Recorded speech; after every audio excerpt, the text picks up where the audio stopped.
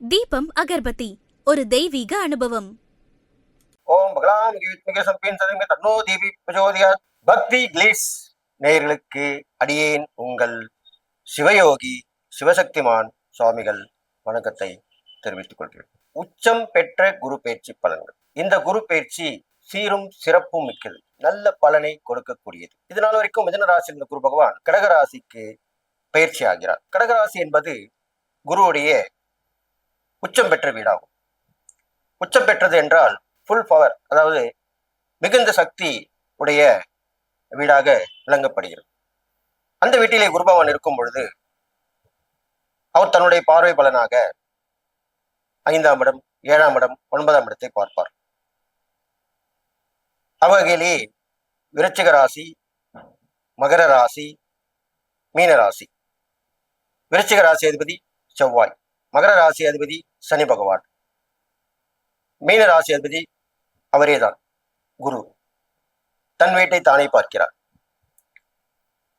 செவ்வாயுடைய வீட்டையும் சனி பகவான் வீட்டையும் பார்ப்பதால் கண்டிப்பாக இந்த குரு பயிற்சி கற்பரம் நம் உலகிலே நடந்து கொண்டிருக்கின்ற போர் பதட்ட சூழ்நிலை வெகுவாக குறையும். போர் நிறுத்தப்படும். சமாதானம் அங்கங்கே மேலோங்கும். ஆன்மீக மதவாதிகள் இணைந்து ஒற்றுமையை கையாளுவார்கள். நாடு சுபிட்சம் பெறும், அமைதியில் இதெல்லாமே நடக்க போகுது. அது இல்லாமல் நினைத்த விஷயங்கள் மக்களிடையே நல்ல நிலைமைக்கு வந்து சேரும். நல்ல ஆட்சி மலரும். மக்களுக்கு நிறைய சலுகைகள் கிடைக்கும்.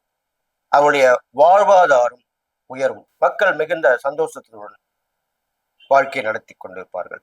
இவ்வாறு தாங்கள் இந்த குரு பயிற்சியிலே நடக்கப் போகிறது. அது இல்லாமல் இந்த குரு பயிற்சியாக மூலியமாக பெரும்பாலும் சுபகாரிய முயற்சிகள் நடைபெறும். திருமணம் நடைபெறும். தடைப்பட்ட திருமணம் நடைபெறும். புத்திர பாக்கியம் உண்டாகும். அவர் புத்திரகாரர்கள் அல்லவா, அதனால புத்திர பாக்கியம் ஒருவரும். குருபலம் வந்தால் திருமணம் உண்டாகும் அல்லவா, அதனால் திருமணம் நடைபெறும். மத நல்லிணக்கம் ஏற்படும். ஆங்காங்கே ஒற்றுமை நிலப்படும். அறிவுரை கேட்டு நடப்பவர்கள் நல்ல விஷயங்களை மேற்கொண்டு வெற்றி பெறுவார்கள். இந்த மாதிரிலாம் நடக்க போகுது. அடுத்ததாக நல்ல ஒரு மகிழ்ச்சியான வாழ்க்கையை கொடுக்கக்கூடிய அம்சமாக இந்த குரு பயிற்சி இருக்க போகிறது. நினைத்த எல்லாம் அவன் நினைச்சபடி வாழ சொல்றேன். அந்த மாதிரிலாம் வாழ்க்கை நடக்க போகுது.